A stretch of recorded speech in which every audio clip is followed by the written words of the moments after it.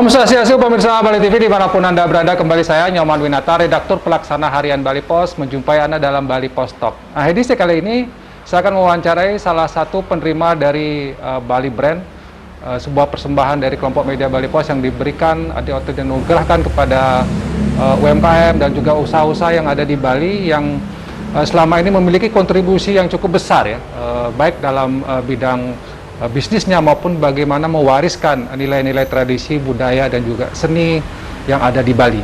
Nah, kali ini kesempatan saya akan mewawancari Bapak Putu Pardike. Beliau adalah owner dari The Object yang berlokasi di daerah atau di Desa Mas. Kita sapa dulu narasumber kita. Om Swastiastu, Pak Putu. Om Swastiastu ya. Punapi gatra, kena. Cek ya. Tetap semangat ya. Tetap semangat. Walaupun ya. di masa pandemi yang ya, menurun tetap, seperti ini. Tetap ya, semangat. Pak Putu, kalau dulu sebelum pandemi di Objek gini seperti apa pasarnya dan pasarnya cukup lumayan ya. Lumayan. Ada beberapa desainer luar datang yang dari luar negeri ya berarti ya. Datang ke Pak Putu? Kita bikin produk custom. Oh gitu ya. Custom special request dari mereka kadang-kadang. Datang ke berarti Pak Putu namanya sudah di luar itu sudah cukup dikenal dan ya mungkin ya intinya dia ke sini datang order gitu. Oke. Nah, setelah pandemi agak berkurang juga. Agak gitu, berkurang. Ya. Pak Putu, kalau bicara tentang kenapa namanya agak unik ini, The Object gitu ya. The Object ya. Betul, Karena produk kita seperti bukan kursi biasa, ada lukisannya, ada kayak patungnya, kayak objek lah gitu. Bukan sebagai kayak kursi-kursi pada umumnya. Jadi misalnya bukan produknya bukan produk yang umum ya gitu ya, Pak Putu ya. Jadi khusus misalnya kayak kursi dia tapi berupa patung. Itu memang Pak Putu sendiri yang kita yang desain. Itu inspirasi dari mana Pak Putu? Apakah dari melihat objek atau kebanyakan dari alam? Dari alam ya. Bengong sambil ngopi, ada ide kayak gitu. Jadi bukan karena istilahnya kalau dalam bisnis kan order dari konsumen. Ada, kita mix kadang-kadang sama desainer luar. Ada dia ngasih ide gini, kita ngasih ide gitu kadang-kadang. Nah, yang menarik juga mungkin Pak Putu ide-ide ya dari alam. Apakah belajar khusus? Kadang-kadang mau makan kerupuk gitu, ini bagus sekali kayak desain kayunya gitu. Dimakan kerupuknya masukin ke kantong. Oh ya. Nanti sampai di gudang suruh tukangnya. Ayo kamu bikin kayak gini gitu. Oh. Salah satu contoh. Jadi tiba-tiba ada ide. Makan kritik gitu kan bagus gitu. Pak Putu simpan dulu. Ya, Pak masukin batal dimakan, tak masukin ini, tak bawa ke gudang. Oke. Kalau mungkin tepatnya mulai kapan Pak Putu nih di bidang kayaknya desain seni seperti ini? Tiang waktu sekolah udah bisa matung. Seumur 15-16 sudah bisa matung, belajar mematung. Kebetulan di kampung kan Desa Mas tempatnya patung pahat. Patung pahat ya. Ya, terus kita sekolah seni rupa di Batu Bulan. Waktu itu namanya SMSR. Ya, habis tamat sekolah, cita-citanya sekolah di ITB. Karena keluarga tidak mampu, yang senang riset jadinya. Bikin daur ulang kaca, bikin open keramik, yang agak dianggap agak modern lah ininya. Jadi ya Astungkaro risetnya tiang itu jadi sukses. Bisa jadi bikin open kaca, riset sendiri sampai sendiri, kemana sampai bikin kompor sendiri. Ya waktu itu zamannya susah. Jangankan beli kompor, kita uang saku besoknya aja susah. Ya jadi kan ada niat dari dalam.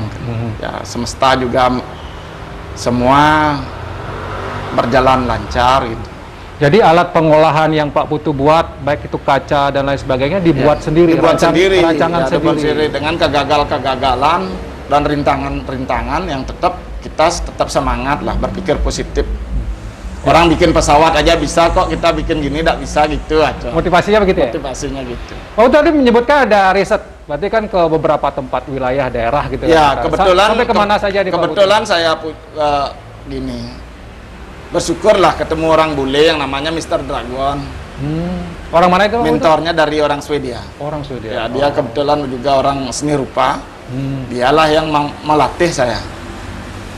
Melatih tiang untuk berpikir lain pada yang lain, diajak ke Eropa kayak gitu. Jadi terbuka pikirannya.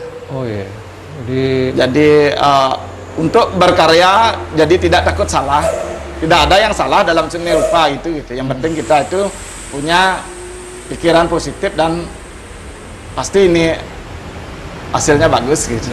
Kalau demikian, misalkan ini katakanlah custom ya Pak Putu ya, Ya. produk-produknya Pak Putu. Berarti apakah memang ini khusus pasarnya hanya lokal saja, Bali, nasional, atau sampai sudah internasional semua? Internasional. Sudah internasional ya. Sampai kemana saja Pak Putu sudah mengirim barang katakanlah begitu? Amerika, di Beverly Hills, ya.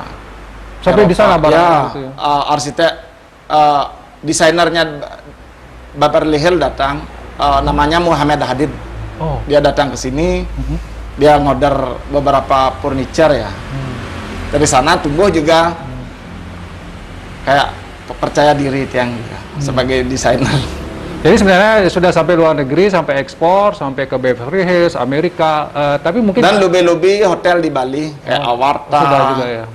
Maya Hotel, Le Meridian, Tiang yang ini. Tapi berarti Artworknya ya. barangnya Pak Putu ini khusus berarti Ya, ya, khusus, custom ya. gitu ya. Jadi bukan yang umum, misalkan kalau Ya. kita lihat ada orang bikin satu patung begitu booming semua. Tidak, gitu. tidak. Bukan seperti Kita itu. kita tidak ngikuti pasar, biar pasar yang ikut kita. Oh, Beda-beda gininya. jadi apa namanya? Ya, beda mindsetnya. Mindsetnya beda Ya. ya Putu ya.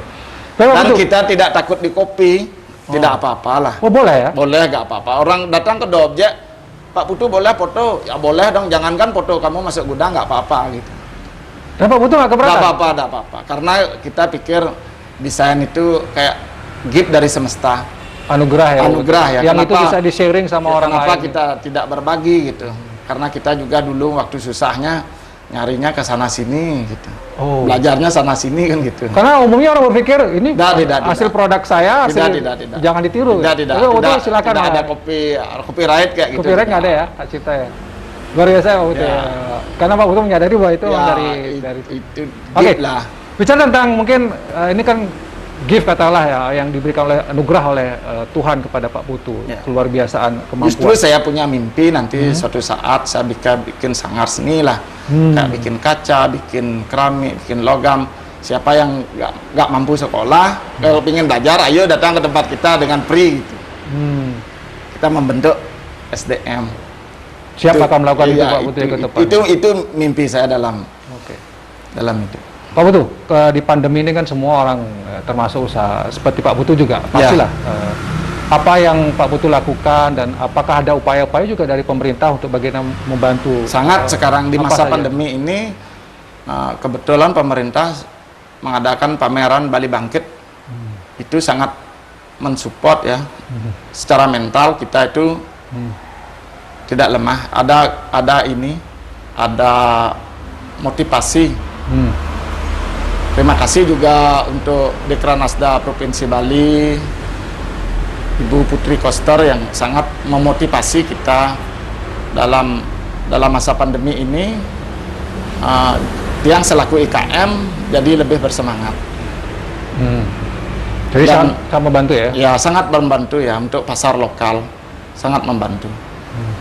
Nah mungkin ada harapan Kita Pak, berharap supaya pameran Bali Bangkit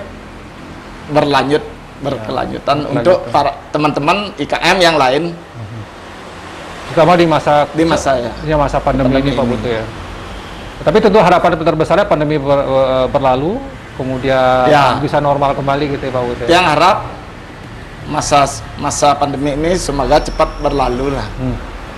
Kita berdoa sama-sama. Kawan-kawan Pak Putu yang ada desainer di luar negeri ya, katakanlah dulu sering kesini atau Ya. pernah masih kontak nggak dengan Pak Putu? Masih, tapi dia juga dalam posisi stuck juga, mungkin pengiriman ada, mungkin di sana juga susah dia. Sama kayak kita di sini.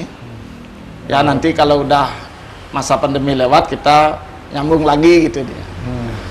Jadi setelah tetap berharap pandeminya. Tetap kita hubungan dengan klien, tetap kita jaga hubungan. Oke. Pak Putu kalau boleh tahu sudah berapa jenis produk, pernah ngitung nggak Pak Putu? Ribuan desainnya. Kalau di file komputer anak Tiang Ada dia ya? pintar ya, ribuan. Sudah didokumentasikan Sudah produk-produknya. Kebetulan anak Tiang suka bisa di komputer, Tiang agak gaptek. Jadi sudah ada Agak- anak ya Pak Putu yang Karena Tiang fokus di gudang ya, di studio. Jadi nyimpan foto itu tidak disiplin.